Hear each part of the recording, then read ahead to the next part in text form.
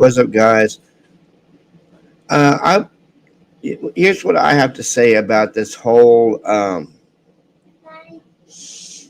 docu series thing. And there you go, Kiki. There's a link. I think really it's just a ploy.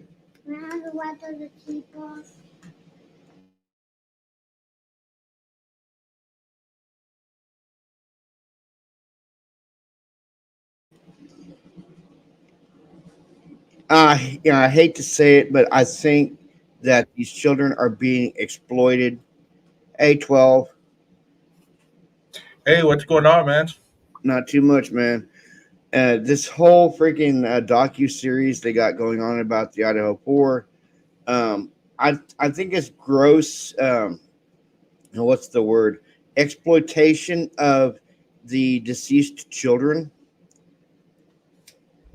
Yeah, exactly, man. Exactly. Who's running that, by the way? Oh, I know the Chapins are behind it, and the Laramies are behind it. Okay. So, what all is going into the docu series? It's gonna be basically it's gonna be about their day to day life there at the college. Oh, okay. When's that coming out? I'm not for sure on that. I know it's in the works, as well as a John Grisham book is in the works.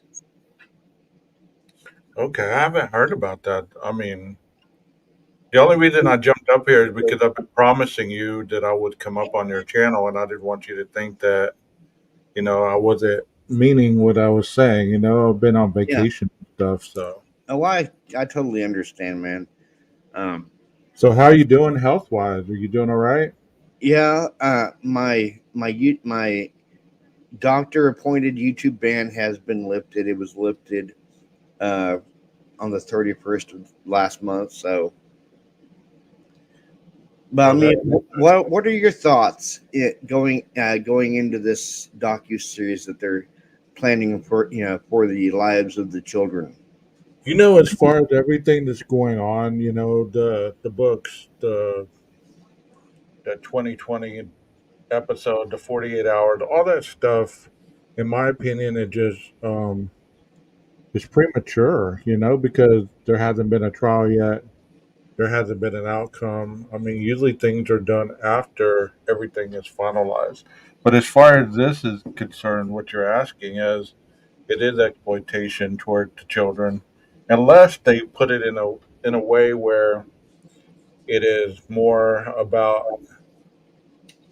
the lives they lived prior to the murders and not so much on the murders. Yeah, yeah. I hope, yeah, brother. I hope that's the case, man. Yeah, I really do. I hope that's the case. But it just it just feels like, yeah, you have Brian sitting in jail right now. He's been there for what, almost 2 years. Yeah. And hey, Kiki, I mean, he's been sitting there for almost 2 years. They haven't gone to trial yet, and then you have this docu series coming out. Hmm. Before this man's even gone to trial. Right. I mean, I could understand your point of that. I agree with you wholeheartedly. All that should not be happening this early on. It should be, upon the completion of the trial to be able to. Oh, what are your thoughts on that, Kiki? Oh, well, I didn't know what the topic is. So I was, first off, hello, everybody. Robert invited me up on panel, and I'm grateful to be here again. Hello, 12. Good to see you again. I'm only Hello. here for about, nice to see you. I'm only here for about 30 minutes, but I wanted to take a break and come up here and support Robert. But I do have a couple thoughts on this, if you don't mind, if I take the floor for like a minute. No, I don't mind. I All right. mean, if you want to stream this to your channel, you can, Kiki. You know that. I think in this sensitive topic, I was very careful and I made a video about it because I wanted to choose my words very carefully.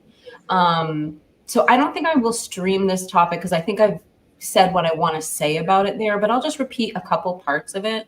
The first one is that the docu-series and the James Patterson book are primarily focusing on the lives of the victims.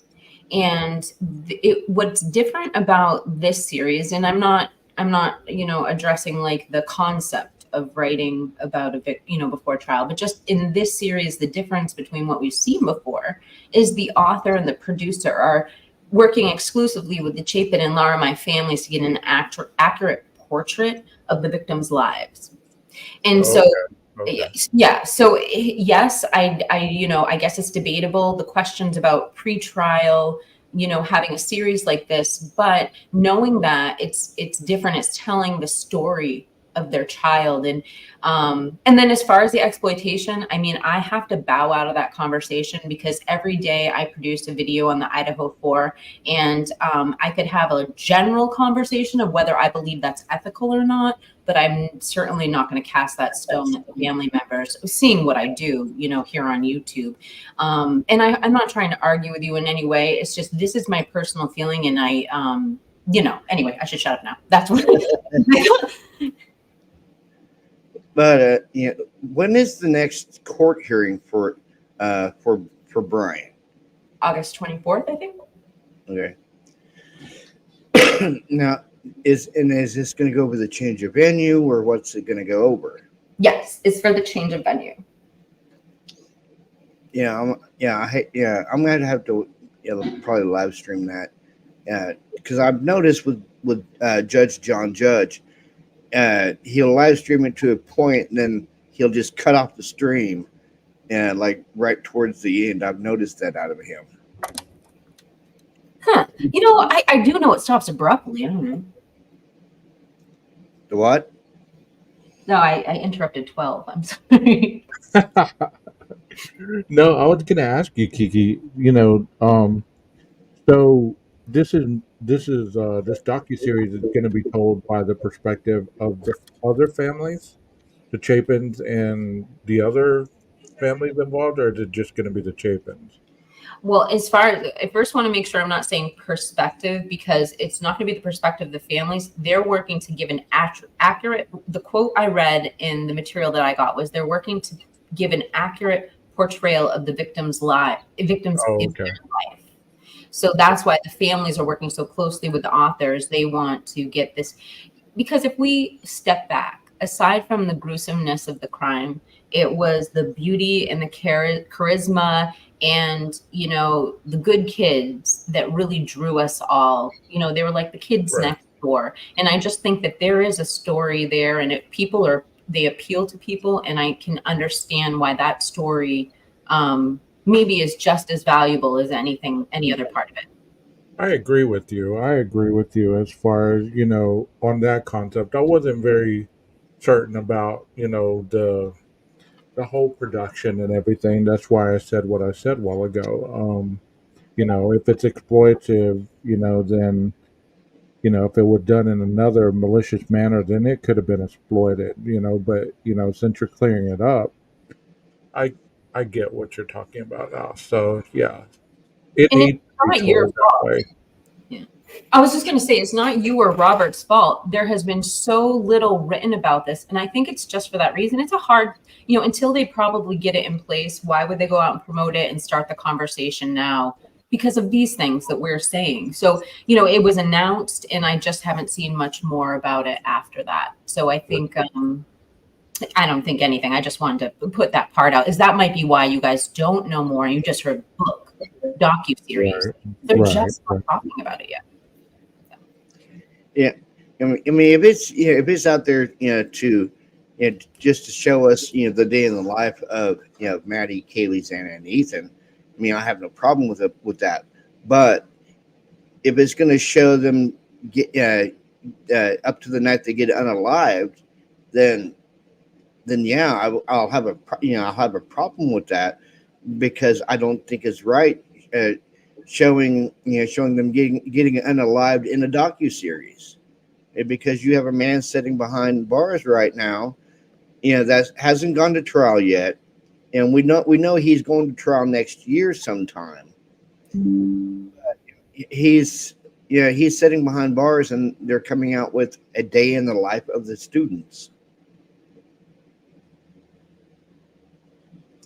that's just my main gripe to the whole thing, Kiki. Well, I've Is always said, Robert, I've always said that, um, I believe that more focus does need to be on the kids, at this point because they were the main focus of everything that's been involved, not so much digging into their personal lives, but showing them as people, as, yeah, everyday people that, had a life outside of what they've been presented in the media and everything else.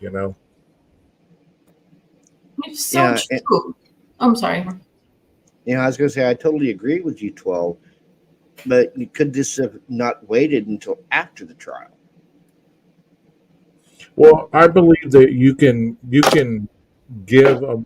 It's kind of almost in my mind, and this is my opinion. Okay, it's it would be kind of like memorializing the beauty of your child on Yeah, a visual scale. You're giving the world the actual portrayal of who your child really was, so they can't really you know debunk it, so to speak, because it's coming from the family. It's firsthand knowledge.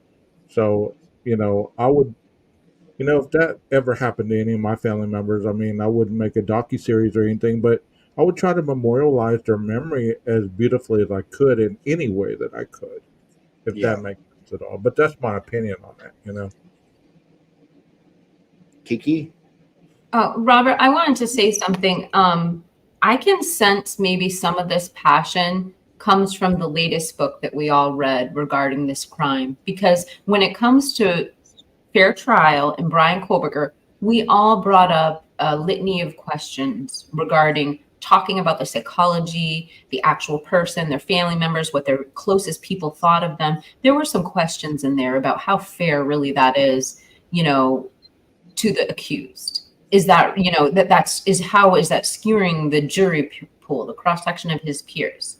But that was, I mean, as far as we know, they're different things. And I mean, anything that we criticize about this, we're just speculating. We don't really know how they're going to end this or what they're going to include. We don't know what date it's going to start or end. I don't know, but I just know that it's easy to form judgment. And I think that when they emphasized in the first two paragraphs that the Laramie and the Chapins were sharing about their life, and the way you said it, 12, I think was really eloquent too. I just want to thank you for that, because that makes a lot of sense. And I think about particularly the Chapins who have been they've had so many just on YouTube, where I see the most press, other than my research. I think of all the videos made about the Chapin family, all the videos made about Ethan. And, they have a chance now to make a video about Ethan. They have a chance to Yeah. make a video about their experience in those days leading up. And nobody's going to twist their words. And maybe they're going to explain things like what they meant by, in that horrible time, 48 hours after the death of their child. Maybe they'll explain by what they meant by, 2 a.m. is a dark hour. You know what I'm saying? Like, they have a chance now to have a voice, and it's going to be a broader audience.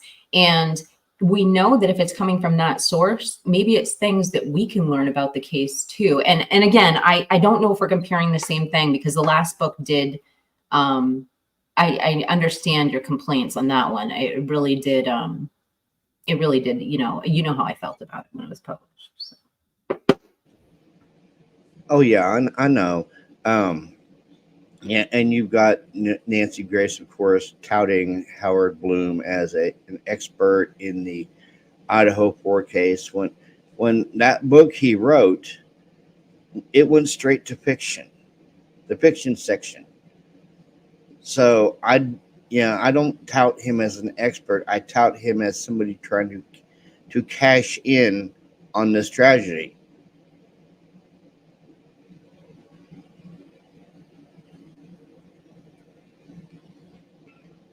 I I mean, what do you have mean, to say? I didn't read the book. I'm up here blindly right now. I mean, I was merely just coming up here to support you and your channel. I wasn't prepared for the topic, and I apologize that to your audience.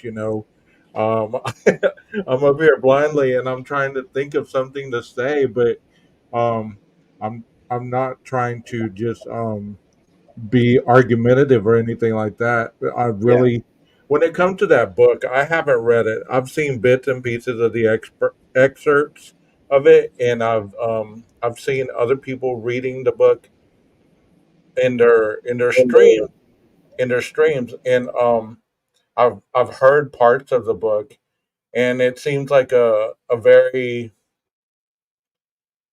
it's almost like the way that it's written, it's giving a lot of if you're a visual person, the wording that's used, it kind of takes you on a journey through the eyes of the person telling the story. So whether it be fiction or nonfiction, I would say that was my view of what I heard.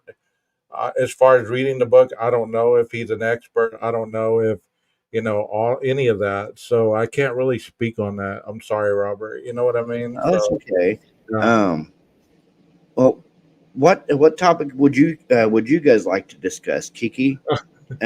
What would you like to discuss? You're muted.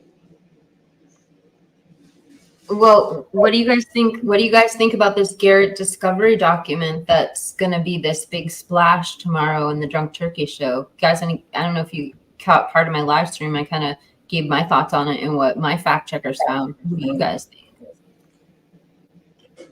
Well, what did your fact checkers find? Because this is the first I'm hearing about it. Yeah, I've been out of the loop for a while. I've seen bits and pieces of your show, just stopping in to say hello. Um, as far as the documents, I'll have to go back and watch your stream because I can't really talk on any of this. So I guess I better jump down because I don't like the feeling I'm having right now because I can't be a part of the conversation objectively. You know what I mean? And but I thank you, Robert, for having me up. I wish you well in this live stream, guy. And Swamp, you too. Thank you so much for having me up here. I'll come up again, just when I'm more prepared. I feel like I just Okay. jumped into a pile of molasses or something and I'm trying to walk through it. All right, you guys, y'all have a great live. I'll sit there and watch in the chat. Thank you. Take All care, right, 12. love you. Yeah, love you, 12.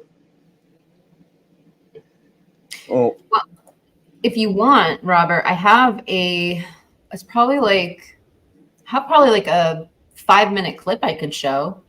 okay. You want to watch it? All right. Yeah. So this is my latest video. I just put that up there. And we're going to watch it till the end of the Garrett Discovery part. And yeah, I think this kind of summarizes where I'm at. And you can take a look. Now, this is a leaked document that my mods had got back in March, but we didn't present it because we just thought it was kind of, okay, you probably could speak on this, because we kind of, from what they told me, I thought it was a trick or another one of these hoaxes or scams. So I never covered it from what they showed me, but they're saying it's not. And somebody's supposed to go on the Drunk Turkey show tomorrow and talk about it. So I made this video. Hey, AR. AR's in the chat. Hey, AR. Move it up. Okay. Break down everything.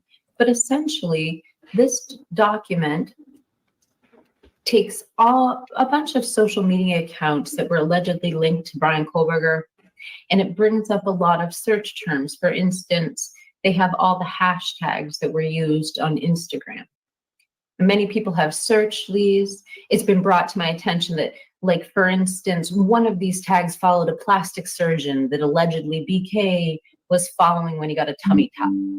So there's stuff like that, and people don't have a direct connection, but they have found some things they think tie it to BK. Why are we being told that it's evidence? And if it was evidence, why is it being presented to the Drunk Turkey show and not to the MPD or the FBI? So it's very confusing. And I'm going to stop there and just say, that is not a slight on the Drunk Turkey show. They want to take their leads wherever they can get them. So good for them for nailing that interview. That wasn't meant to be a slight on them, because we like the Drunk Turkey show. Confusing to me. So I just kind of just looked at some of the comments under the video just to see what people were saying. And, I have to say, I was a little surprised at some of the things I read. Let me see.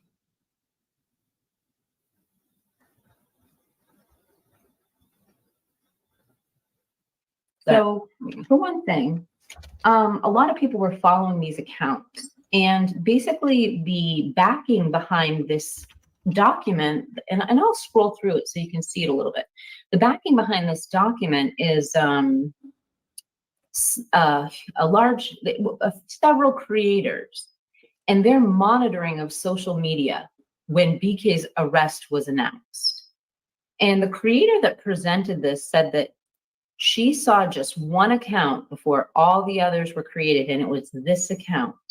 So she's validating this report. But I will just give the other side of the argument, which is many other creators said that they were online and the accounts that were created were all hoaxes. You can go to Bubbly Waters' channel. She has documented the whole Faceless incident, which was, as far as I'm concerned, kind of reprehensible. But nonetheless, it's an example of how you can make these elaborate characters online and spoof everybody. Couple other quick points. Okay, we'll stop there. So this is a good time, especially since Heather Fitzgerald is here. Hold on. Wouldn't you say the same? Oh, 100. Okay, I am addressing this comment because Daniel, you like read my mind while I was doing this research. I had a conversation with someone about a week ago, and I completely agree with you. They convinced me by what they said. There's just no way Linda Lane would be it's going to be completely inadmissible in court. And I just wonder, what is the motivation behind leaking something like Linda Lane or leaking the Garrett discovery? I mean, because then these things, as far as I understand with my limited knowledge of the law, are now inadmissible in court. And I just like again, the person who did this report, why isn't he not under an NDA where he can talk about this on YouTube? So that's, just the questions that go through my head, yeah.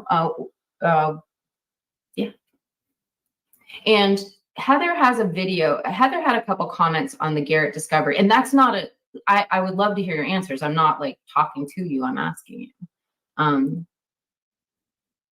Wait, hold on, never was following. So there's a couple things that Heather's one of my fact checkers. So I wanted to bring her in on this because she's talked about the Garrett discovery to me for a long time. So I mentioned this video, I knew about it since I think like March or April. I think we were talking about it. Maybe it was around April that you received the document, Heather. And from what we had gathered, we thought it wasn't accurate. And so she did some research on it. And I just wanted to read to you a couple of things that she discovered when she researched it. And again, I'll put up Heather's handle so you can, we'll put up Heather and Drunk Turkey's channel. So you can go, I mean, obviously Drunk Turkey is going to do a thorough job and probably rebut what I have to say tonight, but I'm going to put some banners up for you guys. Let's get Heather's up while we play her video, and then I'll put Drunk Turkey's up so you know where you can get the other side of the story on Wednesday. Where is your banner, Heather? Okay, here you go. All right, so some of the things Heather said about this in her discovery. She said, so she says that the phone number listed on it, and this is all speculation, this is all alleged, but she says it comes from Nancy Grace. And I have no way of verifying that. That's just speculation. Word on the street. Word on the street. So look into that, you guys. And then it also says the phone number listed isn't Kohlberger's. 99 of the pages visited are Indian, so they're from India. They're in the Indian language. That's interesting. Another thing is there was a lot of stuff about hair weaves in it and makeup and a couple other things that I'm just not going to say out loud. And so anyway, the three top social media interactions were hair weaves, makeup, and then And then another thing I'm not going to say because I think it's a derogatory term. But regardless, I thought that was interesting. I thought that was cool. So I'm just going to play one of Heather's videos because I definitely want to plug her channel while I have the chance. Please check her out. She's trying to make like these bite-sized, easy to watch videos. And next, we're going to be getting into a little quote from Sigma Chi. So you're going to want to hold on.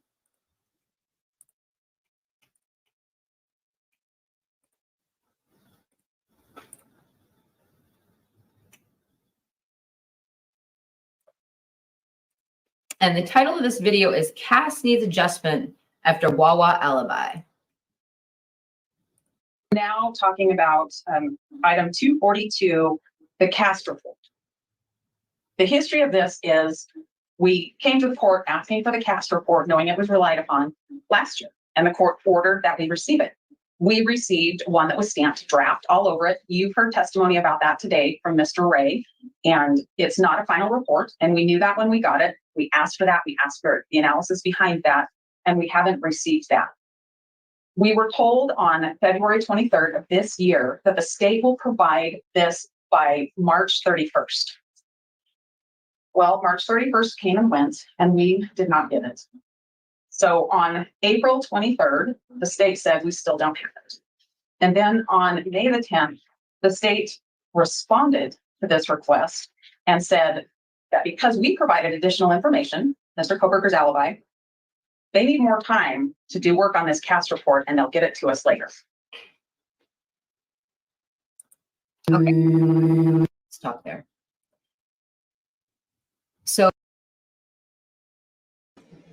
So Robert, that was pretty much the summary of what we were showing in this document. And with that, I got to sign off for tonight because I only had about 30 minutes, but I'm really grateful you brought me up and let me be part of your live stream. And yeah, I appreciate you're back online and you're getting on a regular schedule. It's awesome. Well, thank you so much for joining me, Kiki. Glad to be here. And so anyway, have a great night. Thank you for having me on True Crime Cole, and I will see you guys soon.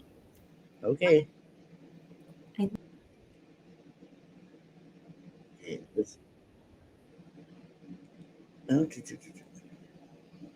I'm getting a video presentation set up, and it's on Karen Reed.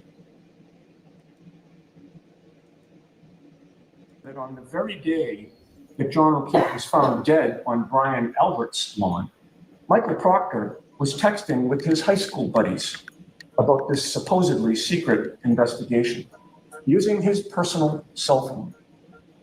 He was revealing information about this investigation to his friends, assuming that nobody would ever find out what he was doing and what he was saying.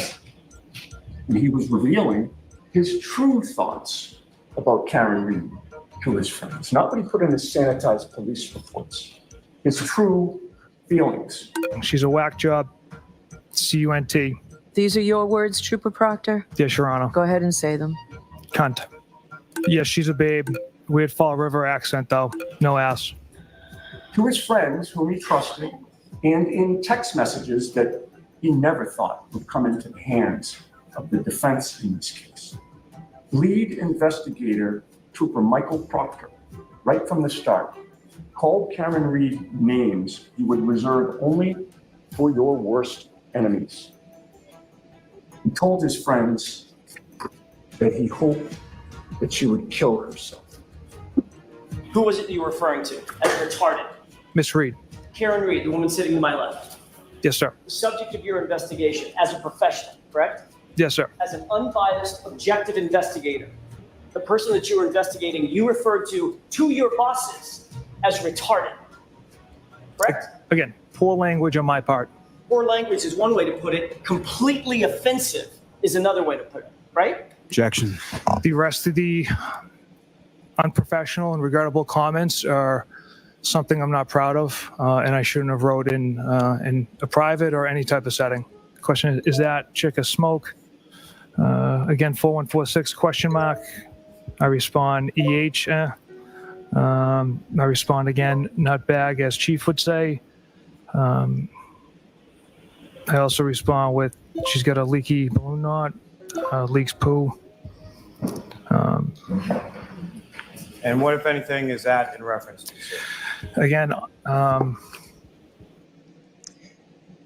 Paul Clark, that is a very good question.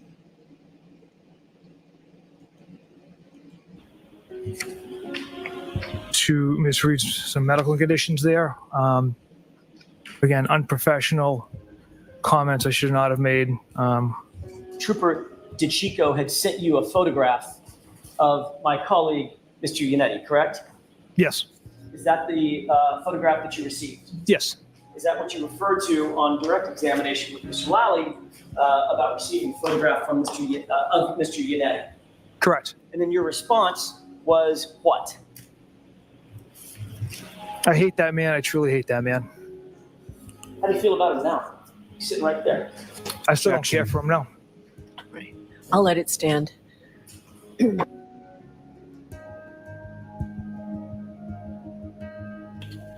He told his friend that he had seized her cell phone. And you will learn that he knew he shouldn't have been accessing any content on her cell phone because he knew there would likely be attorney-client communications on between Karen and me at that time. Actually, your response was, I'm going through his retarded client's phone right now, correct? Yes, after the picture, sir, yes. He knew that he was supposed to wait for a search warrant or other permission from a judge in order to go through that phone. But you'll learn that he went through the phone anyway, without permission. And you'll know that he did because he told his high school buddies that he was searching her phone for nude photos of Karen Reed. And he was disappointed he hadn't found any yet. That is the professional and unbiased investigator who was chosen to lead the investigation into the death of John O'Keefe. Unprofessional and regrettable comments is an inappropriate joke. And unprofessional comments I should not have made. What did you tell your colleagues that you were looking for as you sat at almost 10 p.m. at night on a Wednesday night, August 17th, 2022, looking through Karen Reed's phone? I didn't tell them I was looking through anything. They knew I was going through Miss Reed's phone. I provided a inappropriate joke as an update. They knew I was going through location data, text messages, Google searches. But like I had mentioned earlier, I had to stop. Except Trooper Proctor, none of that really professional sounding stuff ended up in your comments to your bosses, did it? Again, it was a poor joke. Is that yes or no? Did not know. It did not. No, As a sir. matter of fact, what did you write after you talked about going through the, quote, retarded client's phone? Objection. I'll allow it. No nudes so far. No nudes so far, correct? Correct. And you said that to your bosses. Yes, sir. You were looking for naked photographs of Miss Reed on a Wednesday night as you sat in your office at 9:44 p.m., correct? No, not correct. Let me ask you a question. Have you ever looked for naked photos of a male suspect that you were investigating? I don't look for naked photos in anyone's phones. But you said you were looking for nudes of Miss Reed, Like I had correct? said, Mr. Jackson, it was an inappropriate joke. Sir, this is a citizen. She's a woman. You were supposed to be objectively investigating. Does your text message to your colleagues at Massachusetts State Police reflect an objective investigation of a citizen? Objection. You can get part of that question and ask it again. Do you believe that your text messages were reflective of an objective investigator? Objection. I'll allow that. Do you believe that, Trooper Proctor? I believe poor jokes have, in unprofessional language, have no bearing on the integrity and the facts and physical evidence of this case.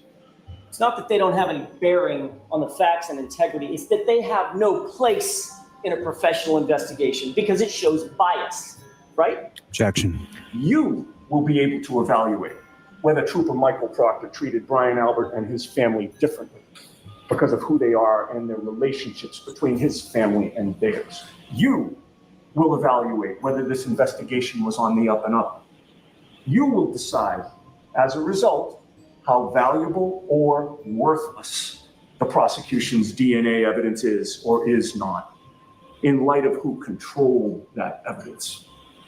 You will learn that Michael Proctor's fingerprints are figuratively all over this case. His fingerprints are all over the Commonwealth's evidence.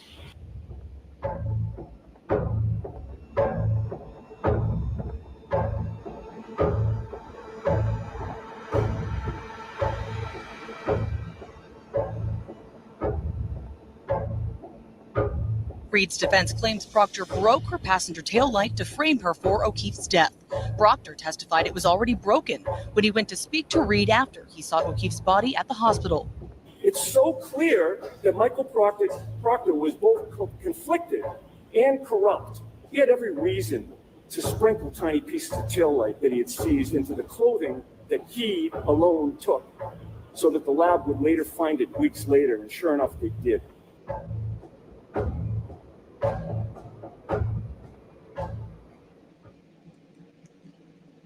Oh, yeah. I really do not trust this Proctor guy. What about you guys?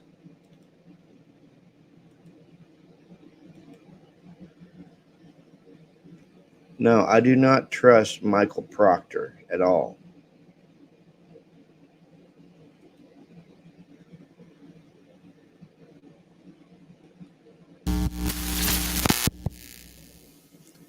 Someone knows who this individual is. Someone knows who this individual is. Is it a family member? Is it a neighbor? Is it an acquaintance? Is it an associate? Or maybe that one guy that lives over at that one place that just kind of not right. I can't remember a time in my career where we have a photograph, sound, movement, and we're one step away because somebody knows who he is.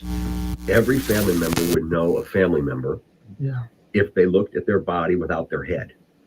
They would recognize the walk, the pants, the jacket, the hood, whatever that might be. Somebody's living in fear, and I wish they'd come to me or come to us. And Ron, Somebody knows whose body that is, Scott. Somebody knows. If you take the head off of a person that you know, you'll recognize the body, whether it be your dad, your brother, your uncle, your friend, your neighbor, your coworker. That's the piece we're waiting on. Maybe it's his jeans. Maybe it's his jacket or his sweatshirt. Maybe it's his shirt tail. Maybe it's his posture. Maybe it's the right hand in his pocket. You see, even with technology, we need human intelligence. In other words, we need you.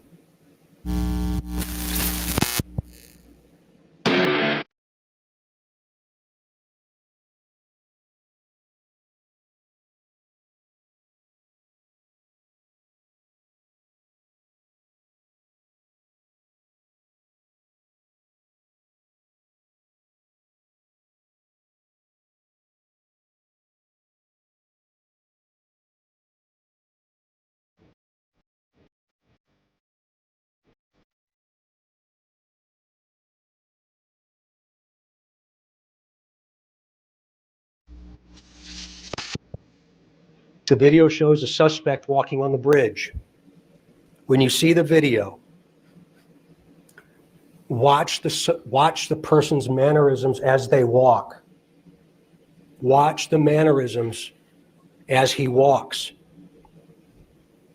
Do you recognize the mannerisms as being someone that you might know? Remember, he is walking on the former railroad bridge. Very good question, Paul. How was the tail light in a full piece in the pictures, but it was smashed and should have been in pieces? That's a very good question. Could Proctor have smashed it and then planted it in Karen Reed's clothes?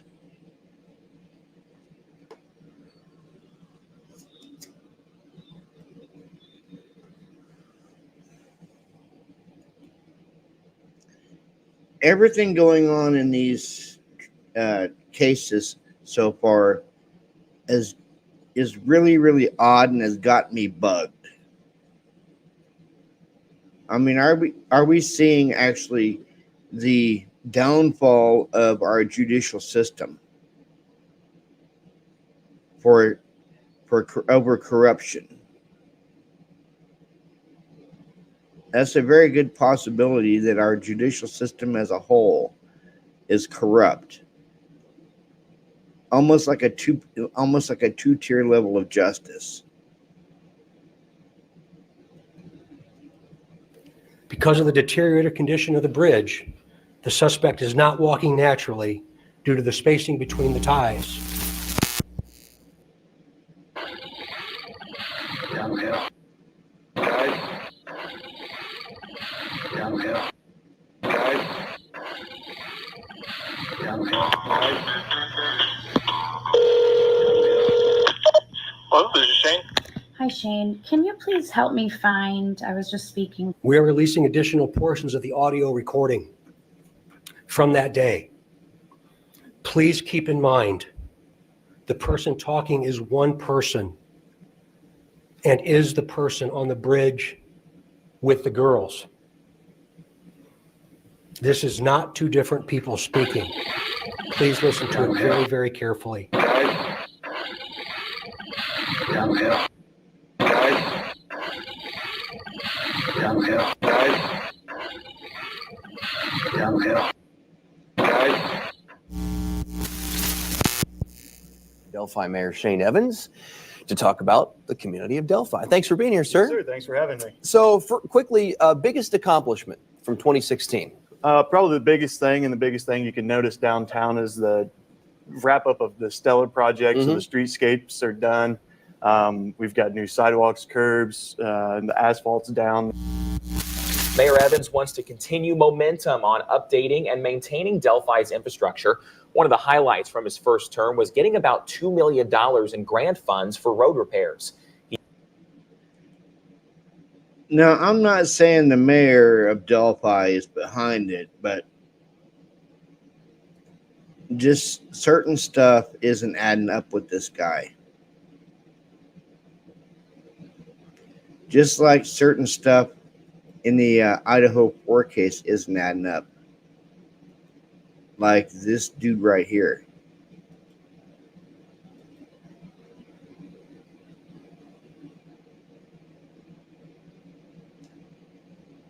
The look on his face makes you think that somebody just stole his lollipop.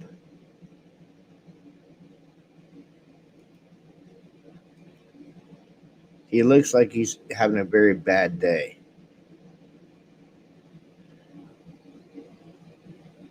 And why, guys, why is there only 117 pieces of evidence between all 4 victims?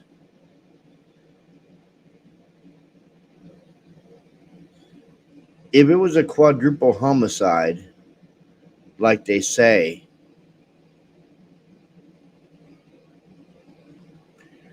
then there would be more than just 114 pieces or 117 pieces of evidence.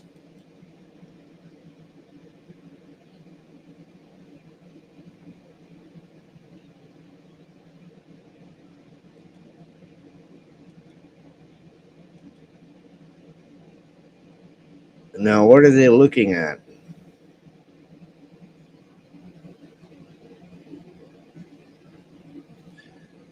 Oh, yeah, I know it looks nothing like Richard Allen.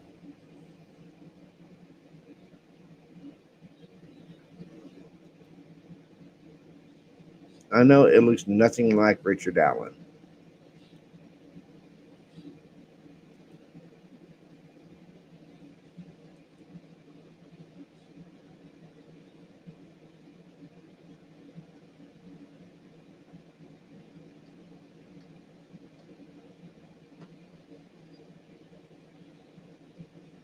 Yeah, it looks nothing like Richard Allen at all.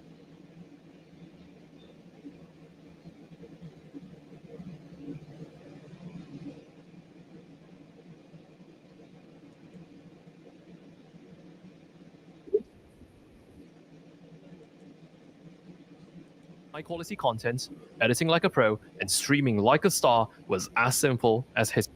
Every single morning I wake up and I realize my phone might have rang, but everybody's okay. But is today the day in Delphi?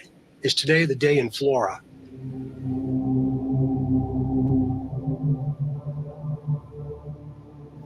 So those two cases in rural Indiana represent evil in America.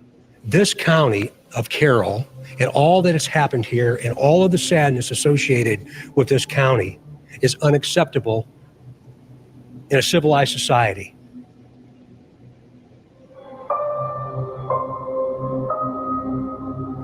But I don't think anything's bothered me more than what's occurred in Carroll County, Indiana in my entire lifetime. Who set that fire? Now, listen, I don't believe that anybody set it intentionally to kill those 4 little girls. I don't believe that.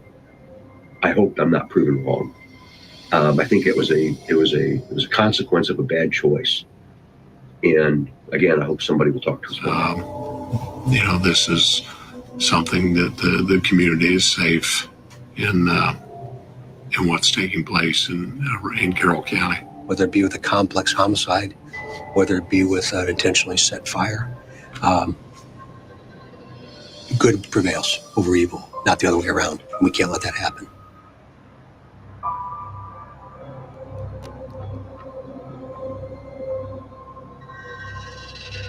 It's painful to stand right here.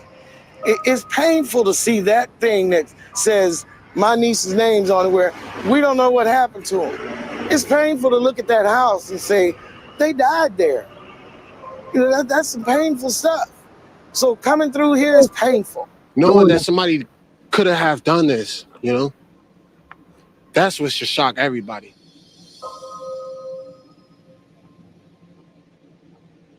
It's simply this. 2 young girls lost their lives viciously in Delphi, Indiana. 4 young girls lost their lives in a fire in Florida, Indiana. And somebody knows. Yes. And somebody knows.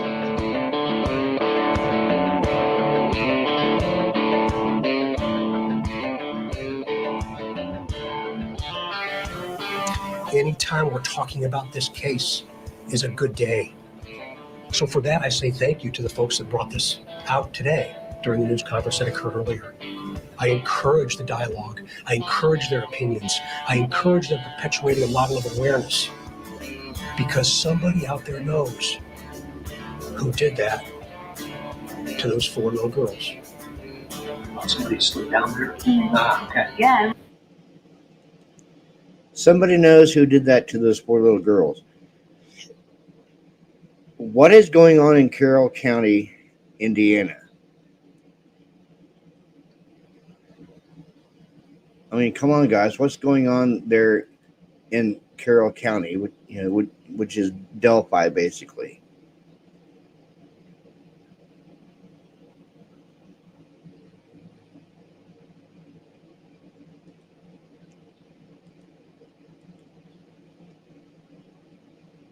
And of course, they want us to believe that this is a diagram written on something of the house at 1122 King Road.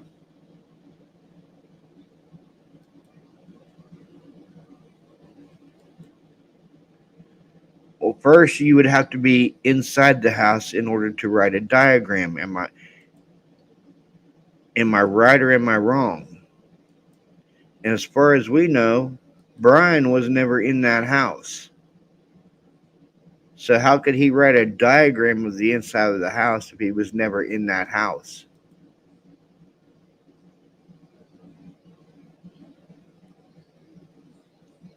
Yes, that's true, Paul. Something's being hidden from us.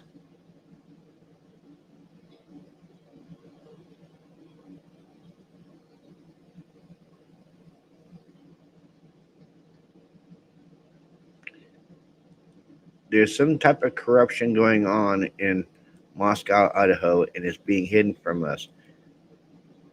Because why would they want the house torn down?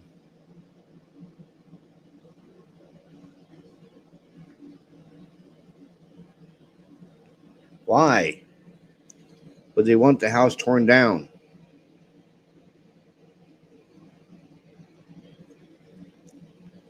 I mean, yes, it was a full-blown party house. It just makes you wonder.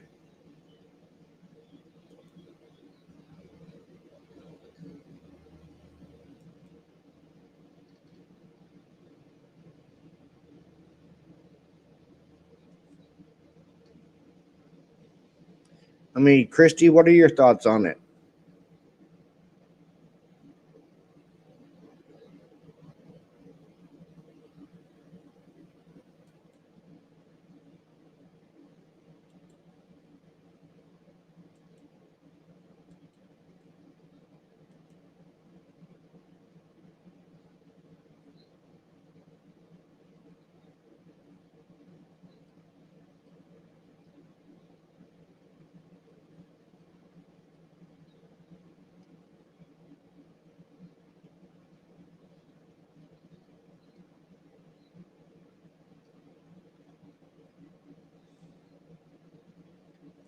And of course, everyone always goes back to this picture right here, which looks like it's photoshopped.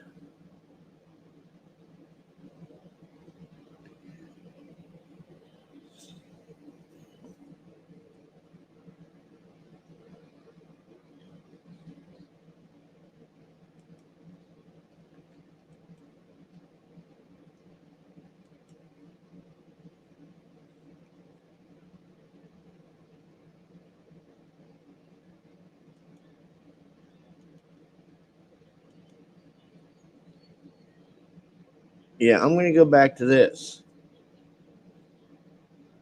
One man against 6 people.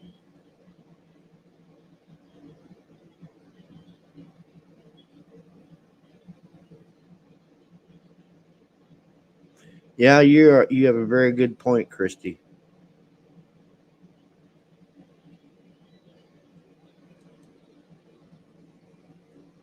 One man versus 6 people.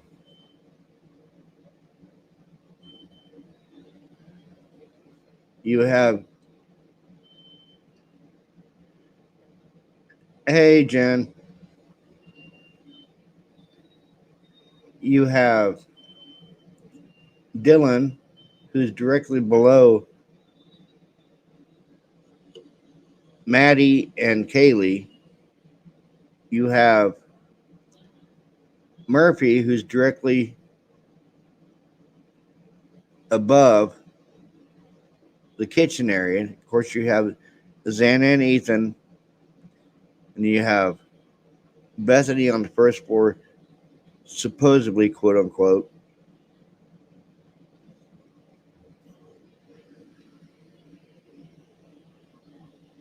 You have Dylan saying she heard what she thought was the sound of Kaylee playing with her dog. Well, if you look, there's the dog right there above the kitchen.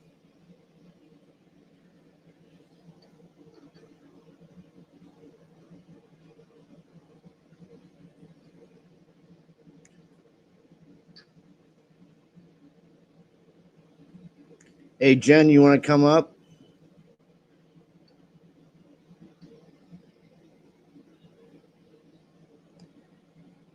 I personally think what Dylan heard that night was Maddie and Kaylee being killed. She didn't hear Kaylee playing with her dog. She heard them being killed. And then with this whole, she opened the door, 3 times that night?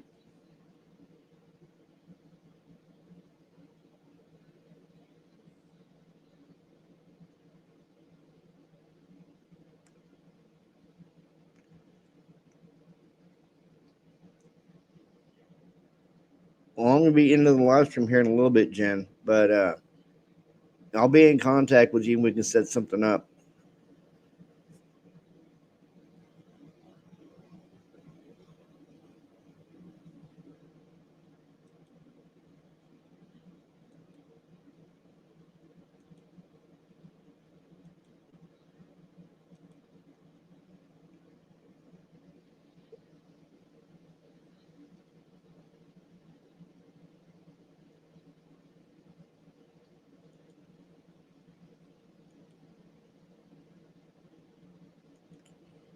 And then there's the water tower,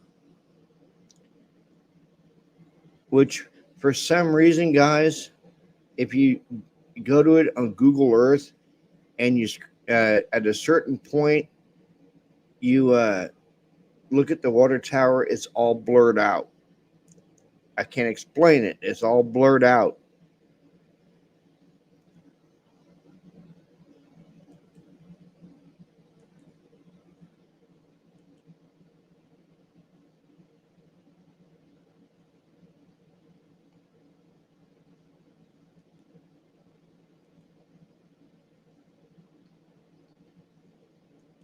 Then we have this update at 9:05 a.m. Moscow police plan news conference today. Associated Press reporting name of man arrested.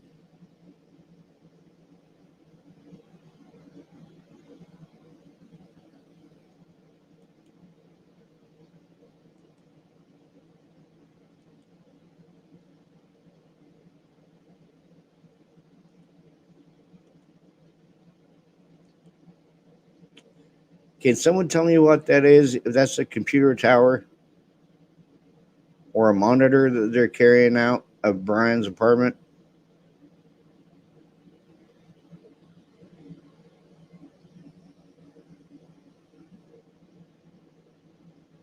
It's okay, Christy. I'm getting ready to wrap it up anyway.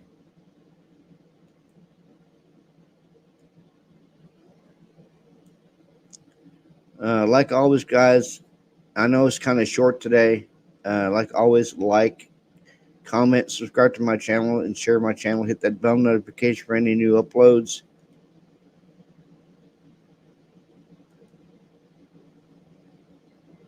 And everyone have a good day. This is TCC out.